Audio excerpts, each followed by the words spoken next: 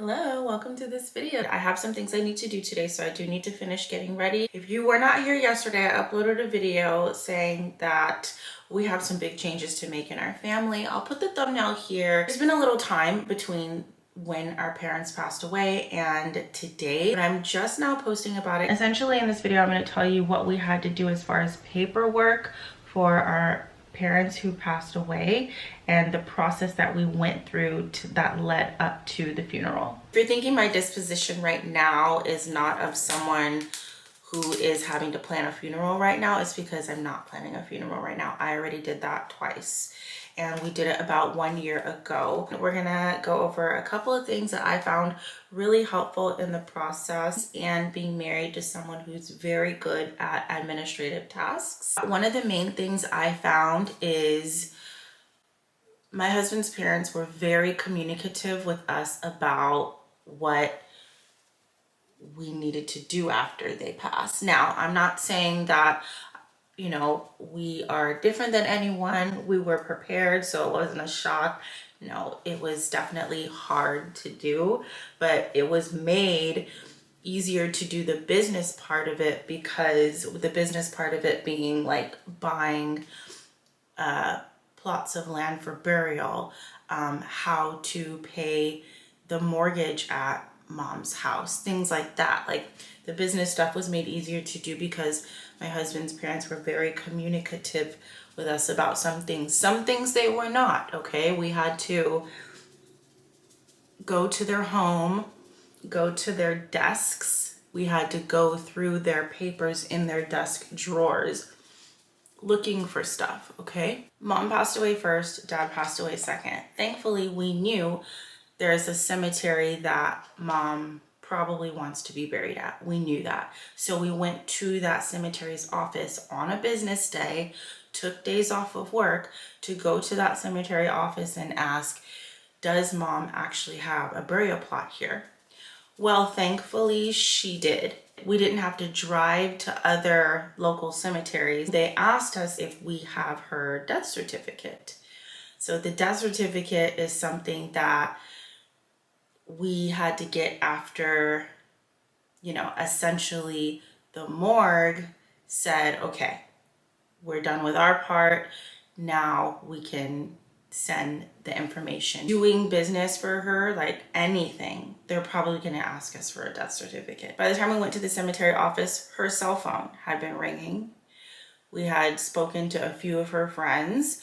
A few of her friends are now aware of the situation, and one of her friends gave us big tips. She said, whenever you do get the death certificate, order a bunch of them. You're going to need them for everything, not just one.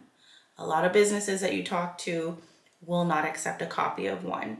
Order multiple. Otherwise, they cannot give you any information about this person's anything that you're inquiring about. Can't give you any information if they've ever done business at this law office. Can't give you any information at her bank. Can't give you any information at her union that she worked with. Most entities are going to ask you for a death certificate. Honestly, you just have to go through the proper channels and provide them with the death certificate, because they're a business and they are going to be held accountable for everything that they do with you, and you are, especially if you are not the person whose name is on the account.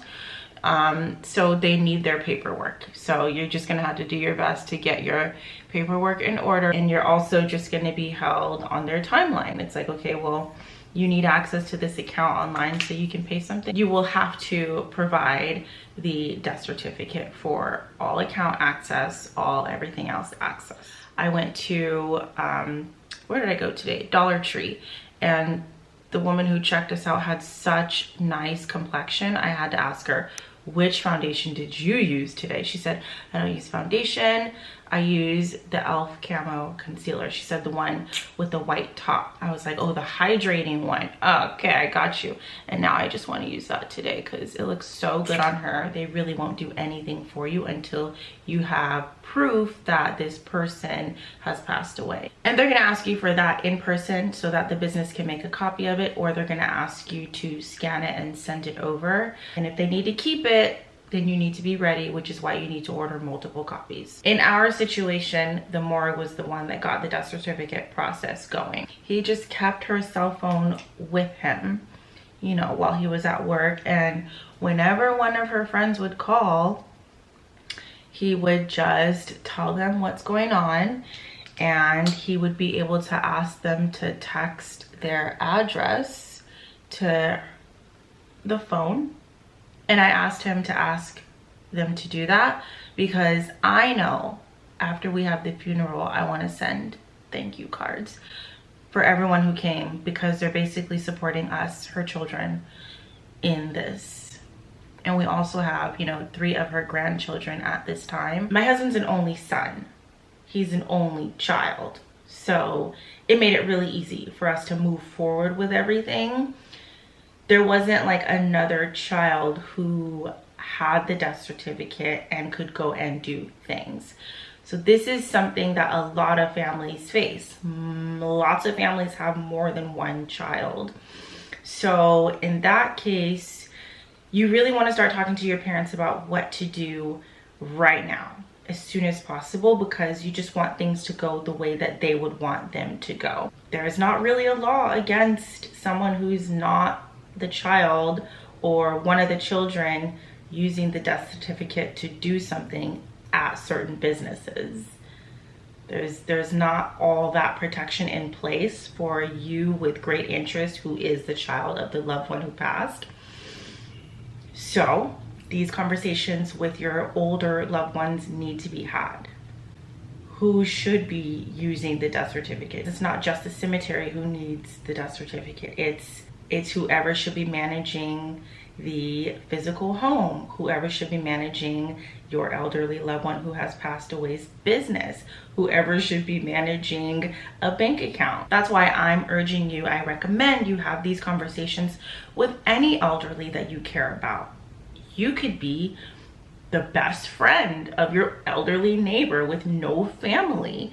Do you want to help them and all of their affairs afterward do all of this? Are you the one who should have the death certificate and go and take care of business? Because we had entrepreneurial parents, there's a ton of stuff we needed to tend to. This bank account, that other account. Has this elderly person been in contact with any sort of lawyer to create a will, a trust, what have you? We did meet with our mother's LA County based lawyer to help us complete her business. I've only known my husband 9 years, and I will just go ahead and let you know, because I think it's important, within 8 years, Mom got all that together. So I've been here the whole time she got all that together with her lawyer.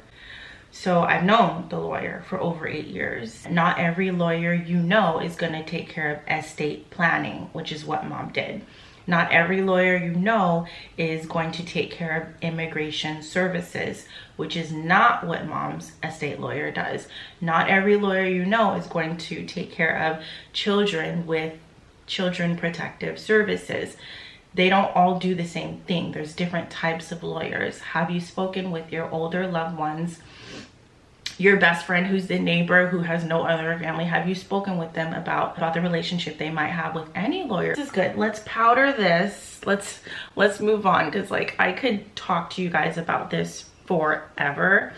I mean, I love family. I love all of it, but I've got to move on with the day. So let's powder this. We're gonna use our Fenty powder because it's just so good. It's really good. We love her.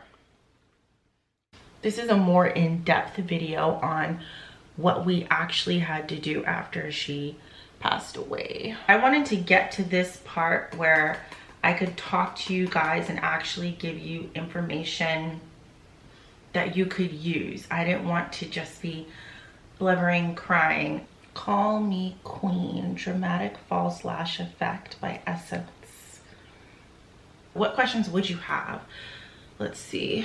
Leave me questions and comments down below if you would like to. I'm gonna probably do another video on this. I know I'm gonna do another video like on this topic about what to do after your parents pass. I think it might be finance related, like what to do with beneficiary accounts and things like that. But also, I just found this. My mother was very patriotic. And this is something I'm realizing now. I saw it then. I'm gonna show you. I'm actually gonna show you. I wanted to show you guys. She just loves memorabilia and stuff. And I think it has a lot to do with the fact that President Barack Obama was elected president, the first Black president of the United States of America. My mother-in-law would wear this jacket with all of her patriotic pins every other day. Like, this was her jacket. I don't know if my mother-in-law affiliated with a specific party. I don't know that information, but I do know that she really cared. It's just better to be together and in unison about a lot of things. I just love how many I love how many pins she has. Look at this. As long as I've known her, the last 9 years, she wore that jacket. She wore a jacket with a lot of American flag pins on it. She cared a lot about her work in the community. She cared a lot about her family. And I want to be just like that. I really miss my mother-in-law. And I feel like when I think about her, I want to be entrepreneurial. Thank you guys so much for watching this video, and I'm gonna have more videos about what to do during this time of your life. I'm gonna have more videos about family, and of course my regular daily videos that I already do that are focused on health and wellness. Like I told you guys in the last video, we're gonna be moving. I'm gonna have some moving vlogs coming out, and of course I'm going to be getting ready for the day. So stay tuned, because I think there's just life information that a lot of people can benefit from.